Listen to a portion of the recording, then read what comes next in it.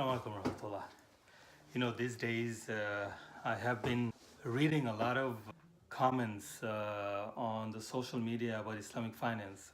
It hurts me to a point that we, being as a Muslim, are becoming our own critique of our own faith to a point where we are not even worried or scared of making statements with any proof, valid proof.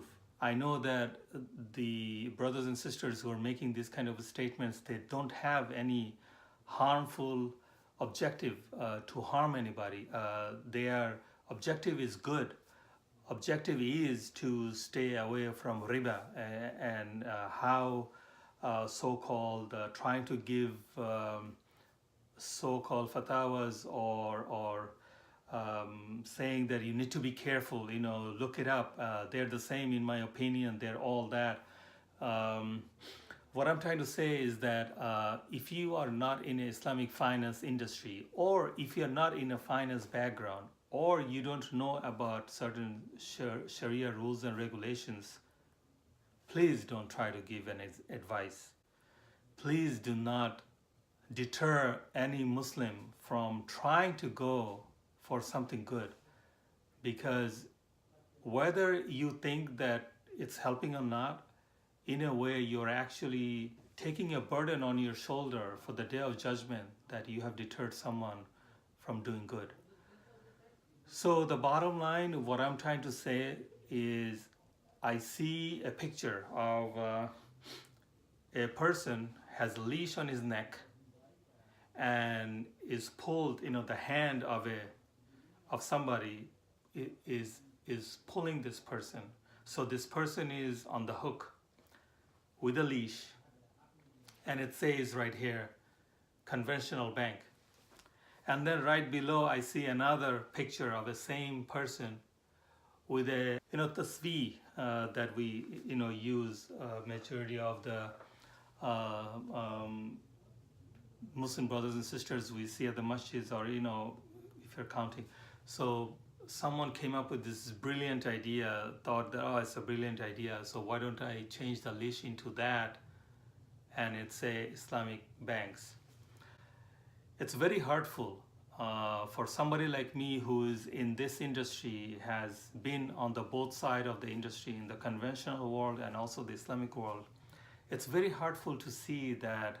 It hurts because we are attacking our own education that we have been taught, our Sunnah, our Quran. There is one thing about not knowing about what Quran says. There is one thing about not knowing what Hadith has in it, not knowing how to follow. But I think we all need to be in agreement that we need to read. We need to educate ourselves before we start making statements about Islamic finance. I always say that a lot of the countries, school curriculums and colleges, universities has curriculums of Islamic subject, even though if they have that Islamic subject, but they never try to have Islamic economics as a subject.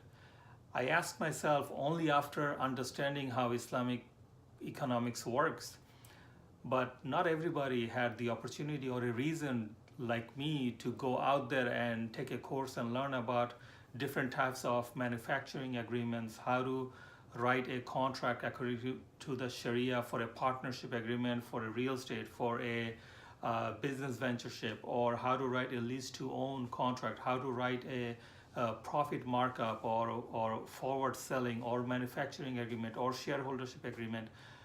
These are the Islamic economics that existed. We are living in a bubble where we think that the Western world has set up something about finances. Nobody else in the world knows about finance other than the Western world. It's so wrong for us to think and understand that way, because our notion, our acts are like that. Brothers and sisters, please don't take me wrong. I am actually trying to correct everybody, because take it as a dawah. I am not a scholar. I don't think myself as a scholar, and I don't even have that capacity, let alone, but all I know is I know how something works. I have read it, I understood it, and this is not only myself, it's the scholars who educated in the Western finance, as well as they spent years, I'm talking about 20, 30, 40 years of their life reading about just a Sharia aspect in one particular subject, zooming into Islamic muamalat or any type of a muamalat or transactions. These are the scholars who are saying that you can use a lease to own contract in this country because the law of the land allows you to do so. And in this country, you cannot use the same, but you could use a buy and sell contract according to the Islam, which is murabaha. And in America, the best contract to use is partnership, declining co-ownership. Now I hear from attorneys, I see realtors, I see IT personnel, I see accountants, I see even brothers who hold a lot of knowledge about Islam, but not in this particular finance, but in the subject, but they are very educated, but wallahi, there's something that's missing, and they aren't able to connect, and therefore they are making these statements without knowing. So brothers and sisters, all I would like to invite you is to learn, educate yourself. We at Guidance Residential, we are proud to say that we hold seminars, educational seminars. It's not just marketing, educational seminars for you to know about how Islamic contracts work. If somebody wants to buy a house, how you should go about it. And sometimes we hear that, you're the same, the process is the same. What makes it different? But my question to you, brothers, if it's the same, what's wrong with that, it being the same? Have we first asked that it's the same, but what is it that we are trying to stay away? What are we running from? We are running from riba. We are running from selling of a debt. We are running from contract that has elements that is prohibited by Allah subhanahu wa ta'ala, by Sunnah and Quran. That's what we are running away from. But when we are running away from these, how come we continuously go back and compare Islamic finance to them? At one point we say that it's the same, it looks the same, so to me it's the same. But on the other side, I hear that, why aren't you the same when it comes to pricing? When it comes to profit rate, why aren't you the same? Then you're not Islamic, because you can't be more expensive than the conventional because they are giving us better. You have to be the same. Where in Quran and Sunnah it says that because it's Islamic, it has to be cheaper, without realizing that there is a more risk with this type of a contract than a conventional. Because conventional, they got you on the hook, and it's cheaper for them because they're getting the federal financing. But anyway, this video can go long, and my intention was not to make this long, but I wanted to bring this awareness to the brothers and sisters who do care to play my videos, that please, your friends and family, inform them. Please do not be misguided.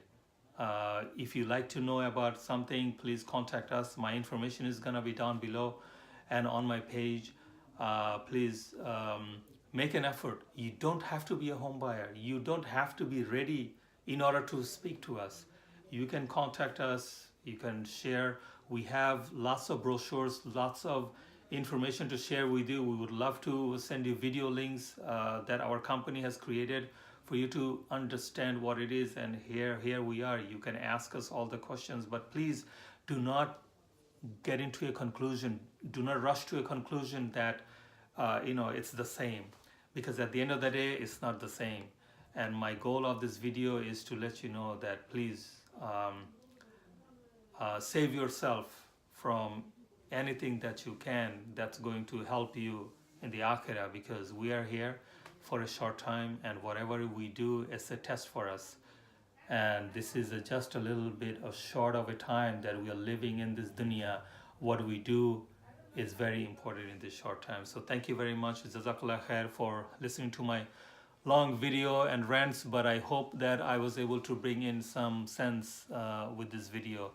With that, thank you very much. Anything I have said, a pure mistake from me, and anything good that I have said has come from Allah subhanahu wa ta'ala. Thank you. Assalamu alaikum.